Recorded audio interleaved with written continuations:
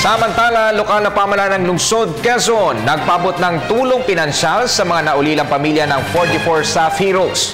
Byuda ni PO3 Andres Duque Jr. inayag sa mga kapwa niya na byuda na tatagan ang kanilang loob lalo na para sa kanilang mga anak. Ang ulat mula kay Sweden Velado. Isang pagbibigay pugay ang ipinaabot ng lokal na pamahalaan ng lungsod ng Quezon para sa kabayanihan at kagitingan ng 44 na miyembro ng PNP Special Action Force na nasawi sa malagim na engkwentro sa Mamasapano, Maguindanao. Ginanap sa Camp Bagong Diwa ang seremonya kung saan nagpaabot din ng tulong pinansyal ang sangguniang panglungsod para naman sa mga naulilang pamilya ng 44 staff heroes. Alam namin na maliit na bagay lang ito, pero para sa amin kasi sa puso rin namin gusto lang namin iparating sa kanila na kami ay nakikiramay sa kanila, na na-appreciate namin ang kanilang pagbuwis ng kanilang mga buhay para ang mga masasamang elemento na makakasira sa ating bayan ay mawala, katulad ng mga terorista, at nakikisa ang lungsod Quezon sa kanilang mga layunin.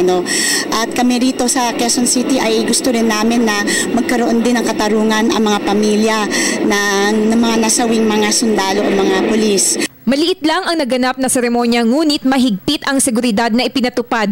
Sa katunayan, hindi pinayagang makapasok ang media equipment sa loob ng conference room, kaya sa isang panayam sa labas ng headquarters ng PNP SAF, sinabi ni Police Senior Superintendent Amando Empiso na lubha siyang nalulungkot sa sinapit ng kanyang mga kasamahan na walang pusong kinitil at kinuhaan pa umano ng video na naging viral online.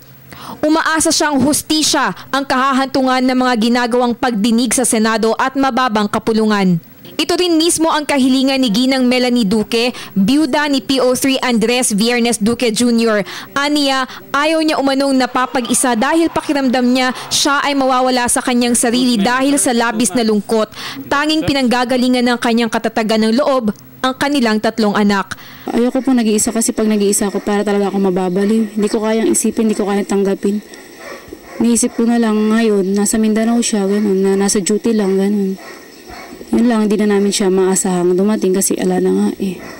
Pinagdarasal ko na lang na sana yung ginagawa nilang hearing na yun makakuha na nga namin yung justice. Dagdag ni Melanie, panatilihin din sana ng iba pang kapwa niya na byuda ang tatag ng loob para sa kanilang mga pamilya. Magpakatatag lang sila gaya ko kasi kung magiging weak kami, nga nila kung SAF ang asawa mo, dapat matatag ka rin asawa. Yun lang, magiging matatag para sa mga anak. Para sa Telebisyon ng Bayan, ako si Sweden Velado.